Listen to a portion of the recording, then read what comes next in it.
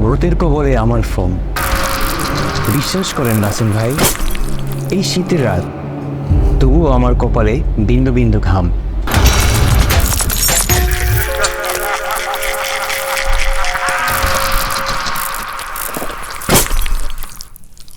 এত কষ্টের টাকায় কেনা ফোনে আছে কত ছবি, কত স্মৃতি।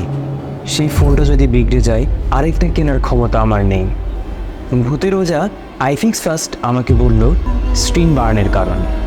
Screen wallpaper, notification bar, navigation bar, watch time, screen text, calendar, এই বিষয়গুলো নাকি স্ক্রিন বার্নের প্রধান কারণ।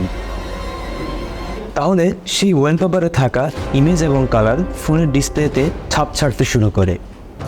এইভাবেই ডিসপ্লের উপরে থাকা নোটিফিকেশন বার এবং নিচে থাকা নেভিগেশন বার সর্বদা একটি পজিশনে থাকে এবং তাদের প্রভাব ফেলতে শুরু করে।